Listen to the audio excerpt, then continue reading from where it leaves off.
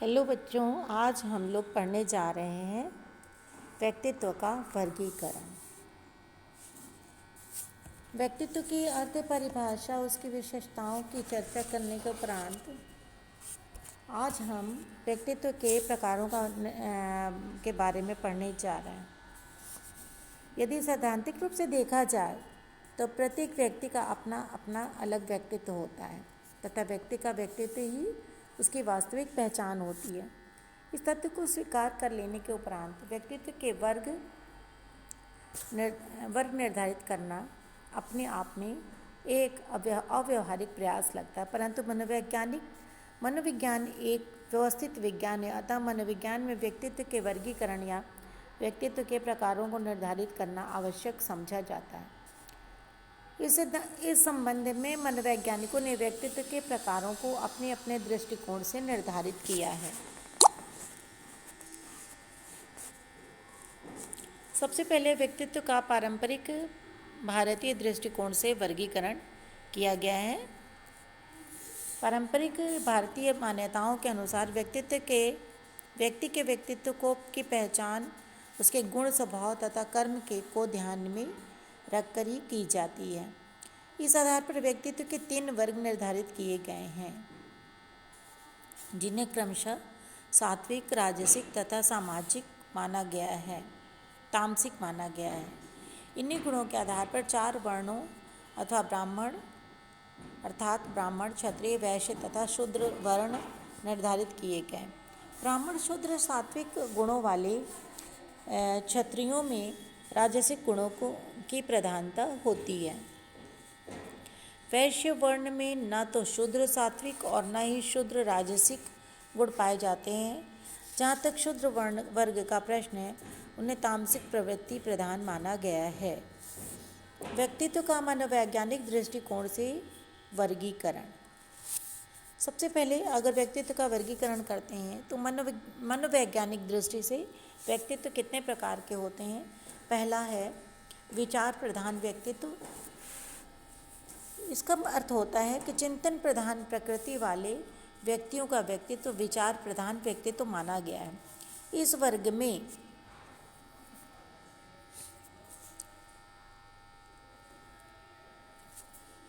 मुख्य रूप से शिक्षकों, दार्शनिकों, वैज्ञानिकों तथा अन्वेषकों यानी कि खोज करने वालों को सम्मिलित किया गया है। वे लोग जो अपने विचारों को प्रबल ढंग से तथा प्रभावशाली ढंग से प्रस्तुत करते हैं, वो विचार प्रधान व्यक्तित्व की श्रेणी में आते हैं। दूसरा है भाव प्रधान व्यक्तित्व। ये सभी जो हम वर्गीकरण कर रहे हैं, ये मनोवैज्ञानिक दृष्टि से किया जा रहा है बच्चों। भाव प्रधान व्यक्तित्व जो है, इस वर्ग के व्यक्ति प्रायः भावात्मक रूप से अस्थिर होते हैं तथा इनका स्वभाव चिड़चिड़ा होता है। इनके सभी व्यवहार भावों, संवेगों तथा मूल प्रवृत्तियों से प्रेरित होते हैं। तीसरा है क्रिया प्रधान व्यक्तित्व। इस वर्ग के व्यक्ति क्रियाशील होते हैं तथा अपने कार्यों में संलग्न होते हैं। इस वर्ग में मुख्य रूप से श्रमिकों, उद्योगपतियों, डॉक्टरों, वकीलों आदि को सम्मिलित किया जाता है।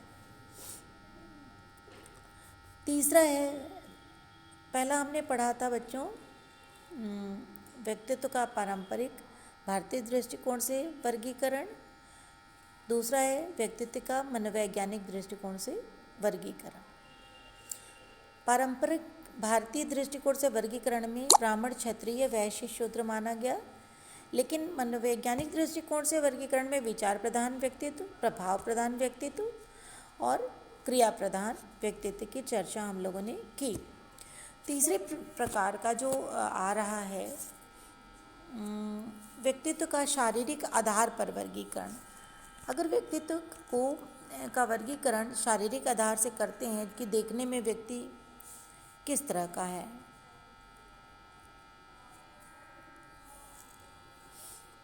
तो व्यक्तित्व का शारीरिक आधार पर वर्गीकरण जो है वो निम्नलिखित है। पहला है साइक्लॉइड। ये जो वर्गीकरण है, मुख्य रूप से इस वर्गीकरण को दर्शाने वाला मुख्य माध्यम हमारा शरीर है कि जिस तरह से दिखता है उसी तरह से उसका वर्गीकरण किया गया था। शारीरिक आधार पर व्यक्तित्व का वर्गीकरण किया गया है। जिसको इस वर्गीकरण को क्रेशमर, प्रसिद्ध मनोवैज्ञानिक क्रेशमर महोदय ने शारीरिक संरचना में भिन्नता को व्यक्तित्व के वर्णिक वर्गीकरण का आधार माना है। उसने 400 व्यक्तियों की शारीरिक रूपरेखा का अध्ययन किया तथा उनके व्यक्तित्व को मुख्य रूप से दो समूहों में बांटा। पहला है साइक्लॉइड। क्रेशमर के अनुसार साइक्लॉइड व्यक्ति प्रसन्नचित्त, सामाजिक प्रकृति के, विनोदी तथा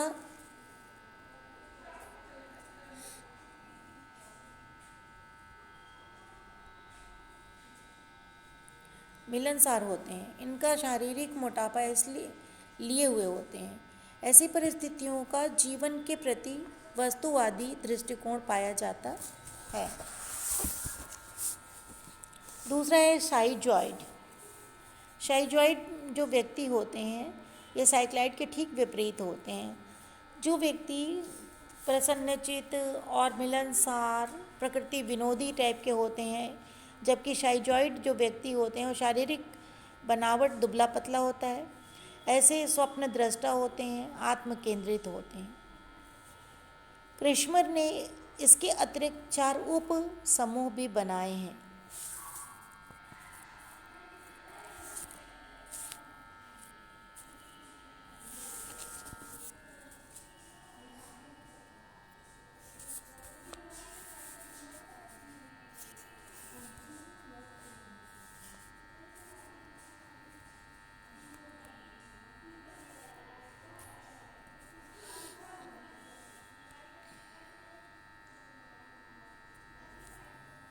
क्रेशमर के ने इनके अतिरिक्त 4 उप, पहला है सुडौल काया।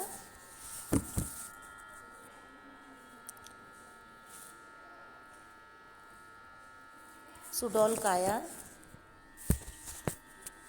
स्वस्थ शरीर, सुडौल मांसपेशियां, मजबूत हड्डियां, चौड़ा वक्षस्थल तथा लंबे चेहरे वाले शक्तिशाली लोग जो इच्छानुसार अपने कार्यों का व्यवस्थापन कर लेते हैं। वे क्रियाशील होते हैं, कार्यों में रुचि लेते हैं तथा अन्य चीज़ों की अधिक चिंता नहीं करते हैं।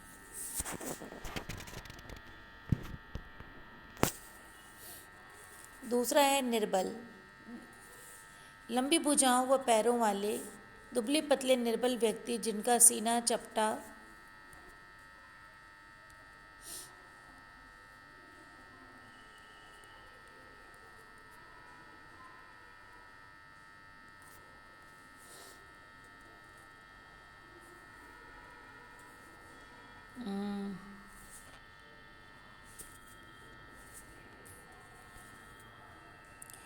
चेहरा तिकोना तथा थोड़ी विकसित होती है।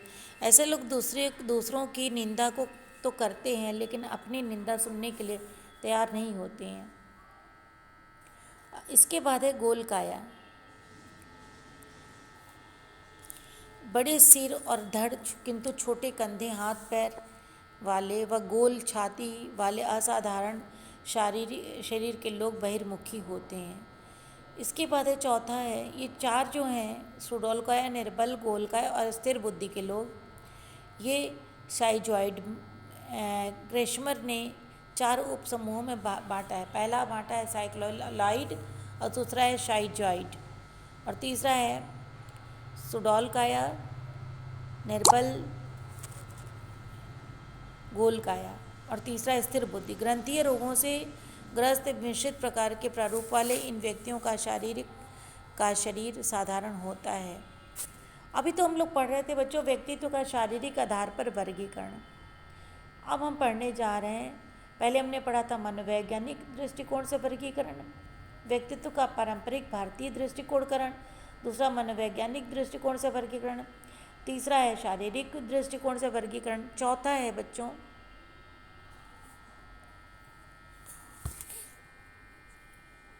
क्या ये हो रहा है समझ नहीं आ रहा। हाँ, व्यक्तित्व का स्वभाव के आधार पर वर्गीकरण। चौथा जो वर्गीकरण है स्वभाव के आधार पर है। व्यक्ति का स्वभाव भी उसकी विशिष्टता है। व्यक्ति का व्यक्तित्व उसके स्वभाव में ही झलकता है। हम जिस तरह से बिहेव करते हैं, जो कहते हैं, सुनते हैं, क्रियाएं करते हैं, उसके आधार पर हमारा व्यक्तित्व दिखाई देता है।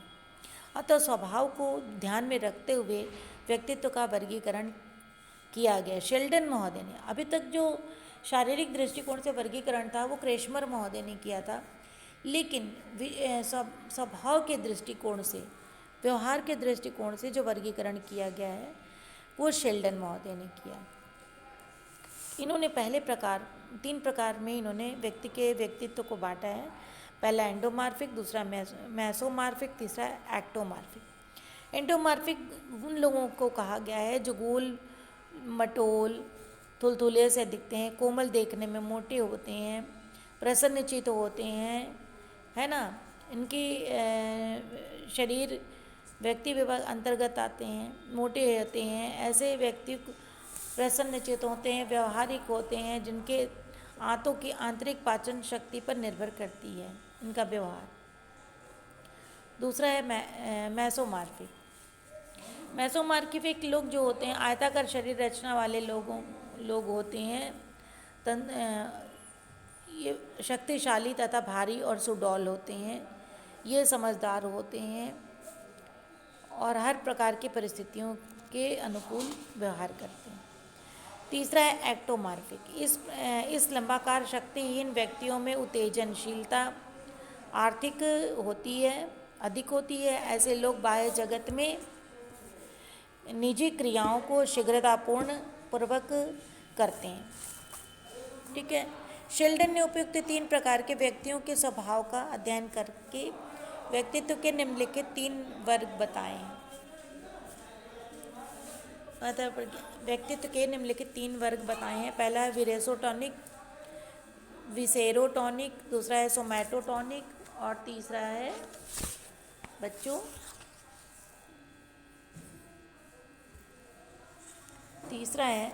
सेरिब्रोटॉनिक।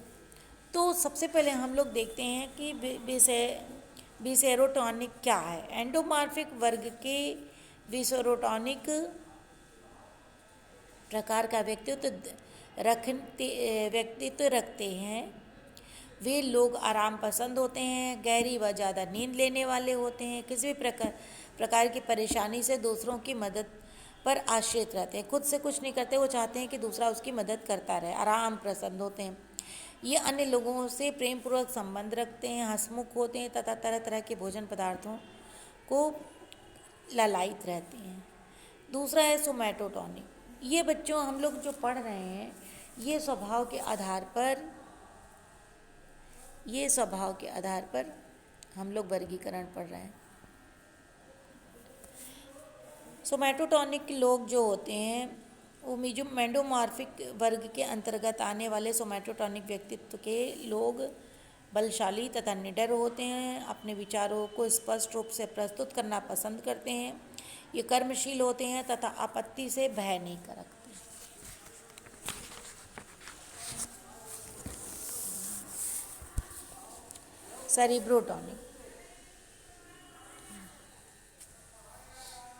सेरिब्रोटॉनिक जो व्यक्ति एंडोमार्फिक का वर्ग में सम्मिलित सेरिब्रोटॉनिक व्यक्तित्व के लोग धीमे बोलते हैं, काले, संवेदनशील, संकोची,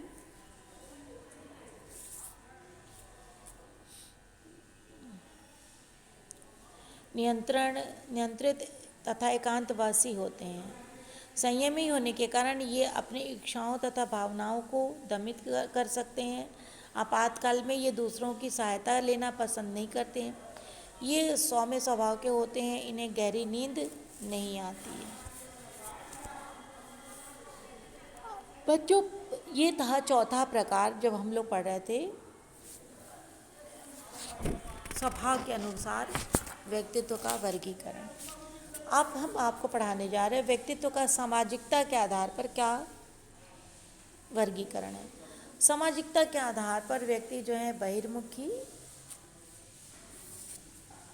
अंतर्मुखी होते हैं, बहिर्मुखी तथा अंतर्मुखी होते हैं। बहिर्मुखी व्यक्तियों की रुचि बाह्य जगत में होती है। इनमें सामाजिकता की प्रबल भावना होती है और ये सामाजिक कार्यों में लगे रहते हैं। इनकी अन्य विशेषताएं इस प्रकार हैं। बहिर्मुखी व्यक्तित्व वाले लोगों का ध्यान सदा बाह्य समाज की ओर लगा रहता है।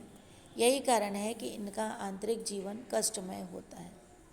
ऐसे व्यक्तियों में कार्य करने की दृढ़ इच्छा होती है और ये वीरता के कार्यों में अधिक रुचि रखते हैं। इनमें समाज के लोगों से शीघ्र मेलजोल बढ़ा लेने की प्रवृत्ति होती है। समाज के दिशा में विचार करना इन्हें भाता है तथा उनमें सुधार लाने के लिए ये प्रवृत्त होते हैं। अपनी अस्वस्थता एवं पीड़ा को ये बहुत कम परवाह करते हैं। ये चिंता मुक्त होते हैं, आक्रामक, अहंगवादी तथा अनियंत्रित प्रकृति के होते हैं। ये प्रायः प्राचीन विचारधारा के पोषक होते हैं। ये धारा प्रभाव बोलने वाले तथा मित्रवत व्यवहार करने वाले होते हैं। ये शांत एवं आरामवादी होते हैं।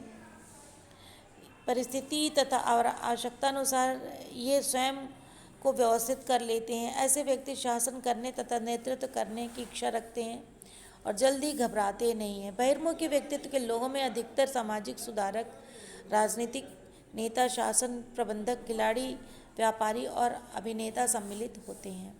दूसरा है बच्चों अंतर्मुखी व्यक्तियों की रुचि स्वयं में होती है। ये सामाजिक कार्यों में रुचि नहीं लेते हैं, स्वयं अपने तक सीमित रहने वाले होते हैं। ये संकोची होते हैं, एकांत प्रेमी होते हैं तथा इनकी कुछ विशेषताएं हैं। अंतर्मुखी व्यक्तित्व वाले लोग कम बोलते हैं, लज्जाशील होते हैं, पुस्तक पत्रिकाओं को पढ़ने में गहरी रुचि रखते हैं। ये चिंतनशील तथा चिंताओं से ग्रस्त होते हैं। संदेही प्रवृत्ति के कारण ये अपने कार्य में अत्यंत सावधान रहते हैं। अधिक लोकप्रिय नहीं होते। इनका व्यवहार आज्ञाकारी होता है, लेकिन ये जल्दी ही घबरा जाते हैं। आत्म केंद्रित और एकांत प्रिय होते हैं।